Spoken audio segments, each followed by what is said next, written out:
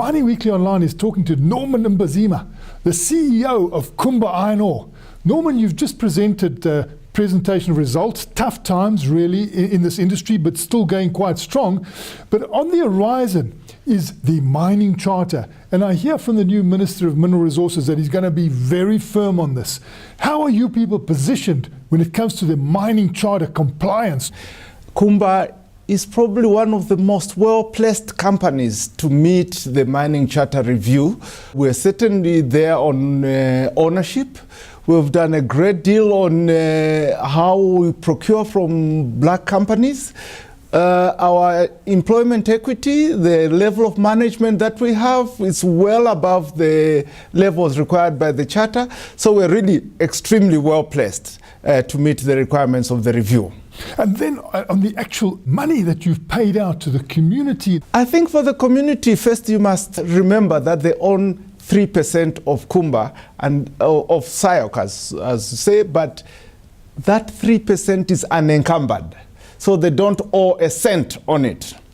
So they've been receiving over 500 million rand a year in dividends, and all of that is used to help the 300,000 people around our operations, around all the three operations of Tawazimbi, Kolomela and Sishen. And then your employees, they've got another 3% ownership. The employees got a capital payout in 2011, which was the 576,000 rand per individual.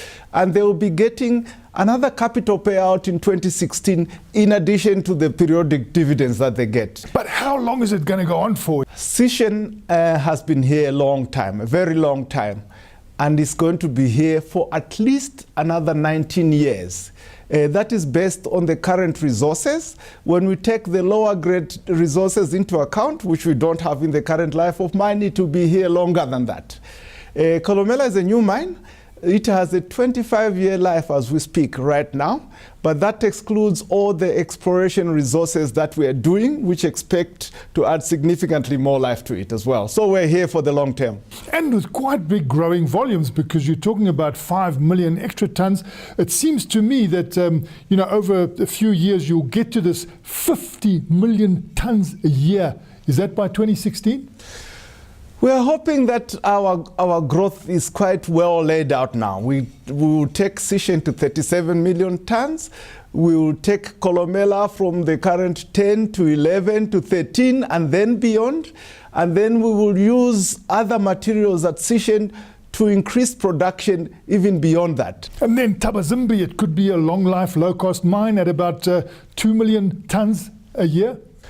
Yes, Tawazimbi produces 1 million ton from the current hematite resource that it has, and that could last for another 10 years. Beyond that, we would like the lower grade material to be beneficiated to add another at least 1 million ton. I talk about at least because beyond that, we have to talk about how to increase the infrastructure to be able to transport that. But there's definitely a potential for us going beyond the 2 million. Is there any final message you would like to put through to the South African market?